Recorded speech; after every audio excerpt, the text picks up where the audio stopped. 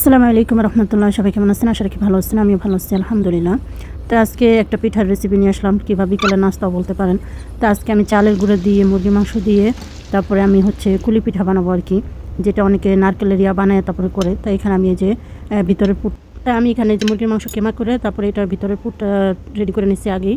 তো এখন এখানে আমি একটা বল নিয়ে নিলাম, তারপরে প্রায় 2 কাপের মতো আমি শুকনা চালের গুঁড়ো দিলাম। তা চালের গুঁড়োটা দিয়ে এখানে কিছুটা পানি দিয়ে দিছি, পরিমাণ মতো স্বাদ মতো লবণ দিয়ে তারপরে এই যে শুকনো চালের গুঁড়োগুলো দিয়ে দিতেছি। এটা একটা খামির করে নিতেছি আর কি। তাই এটা যেহেতু শুকনো চালের গুঁড়োতে আমি একটু ঢেকে তারপরে এটা ভালো করে একটু সিদ্ধ করে নিতেছি। আর আপনারা যদি শুকনো চালের গুঁড়ো থাকে তাহলে একটু সময় করে তারপরে সিদ্ধ করে নেবেন। তাই তো আমার চালের গুঁড়োটা অলরেডি হয়ে গেছে, তাই আমি তো ঢেকে ভালো করে একটু সিদ্ধ করে নিলাম, তাহলে আর কি আটাটা করতে ভালো হবে, খামিরটা ভালো হবে। তাই এই যে আমি এখন এই যে ইয়াটার ভিতর ঢেলে নিলাম চিনিটার মধ্যে, কারণ এটার ভিতরে আমার মাখতে সুবিধা হবে এই জন্য। তা আমি এখন অল্প অল্প করে পানি দিতেছি আর ভালো করে একটা খামির করে নিতেছি। আর এটা অবশ্যই একটু সময় দিয়ে তারপরে ভালো করে আটাটা করে, তা আমি এখন এই যে আটাটা একটু সময় দিয়ে ভালো করে মেখে নিতেছি। আর অবশ্যই আটাটা একটু ভালো করে মেখে নিলে তাহলে পিঠাটা ফাটবে না আর পিঠাটা অনেক ভালো হবে। তা আমি এটা একটু সময় করে ভালো করে মেখে তারপরে একটু রেস্টে রেখে দেবো 5 মিনিট। তাই তো আমি 5 মিনিট রেস্টে রেখে দিয়েছিলাম। তাই এখান থেকে আমি পরিমাণ মতো কিছুটা আটা নিয়ে নিব। তো আটাটা নিয়ে এটা আমি একটা রুটি বেলে নিব আর কি। রুটিটা বেশি মোটাও করবো না, বেশি পাতলাও করবো না, মিডিয়াম থাকবে। তাই তো আমি রুটিটা এখন ভালো করে বেলে নিতেছি। আর রুটিটা আপনারা দেখে বুঝতে পারবেন যে আমি কতটুকু মোটা রাখছি। এই তো আমি এরকম করে বেলে নিলাম। আর এখন এই তো আমি গ্লাস দিয়ে এটা কেটে নিতেছি ছোটো ছোটো করে। তাই এখন আমি এই তো মাঝখানে যে মুরগির মাংসের যে কিমাটা করছিলাম ওইটা দিয়ে দিলাম ভিতরে আর কি পুরটা।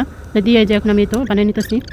তো এখন আমার মনে হলো যে এটা একটু মোটা ছিল, তো আমি আর একটু বেলে নিলাম। তাই তো সেমভাবে আমি এই যে বাকিগুলো বানিয়ে নিতেছি।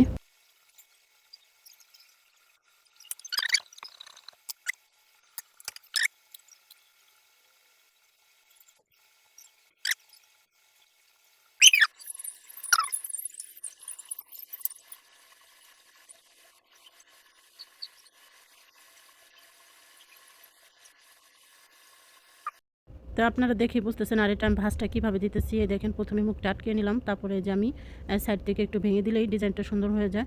তাই তো আমার সবগুলো বানানো হয়ে গেল। তাই এখন আমি ভেজে নিব। তাই এখন আমি এই তো তেল দিয়ে দিলাম ফ্রাই প্যানে। তো তেল দিয়ে আমি এখন এই যে তেলটা গরম হয়ে আসলে তখন আমি সব পিঠাগুলো দিয়ে দিব এক এক করে। তো আমার তেলটা গরম হয়ে আসছে, এখন আমি পিঠাগুলো দিয়ে দিতেছি। আর পিঠাগুলো বেশি কম হিটে ভাজা যাবে না, এটা হাই হিটে রাখবেন। তো পিঠাগুলো হাই হিটে ভাজলে দেখা যায় পিঠাগুলো ভালো হয়, আর দেখা যায় নর্মাল জালে আপনি ভাজলে এটা পিঠাটা ভালো হবে না। তা আমি কিন্তু জালটা একদম হাই হিটে রাখছি। তাই হাই হিটে করে এখন আমি পিঠাগুলো সব ভেজে নিতেছি এক এক করে। আর এই পিঠাটা খেতে খুবই মজা হয়েছিল, আমরা সবাই খুবই মজা করে খেয়েছিলাম।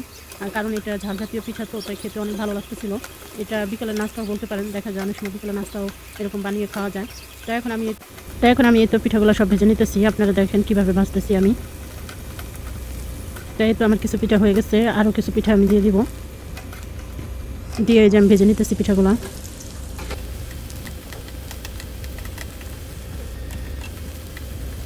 তাই তো আমার পিঠাগুলো বানানো শেষ, ভাজা হয়ে গেল। তাই তো আমি এই যে সব পিঠাগুলো উঠিয়ে নিলাম। আর আজকে আমার পিঠার ভিডিওটা কেমন হলো সবাই কমেন্টে বলবেন। সবাই ভালো থাকবেন। আসসালামু আলাইকুম রহমতুল্লাহ।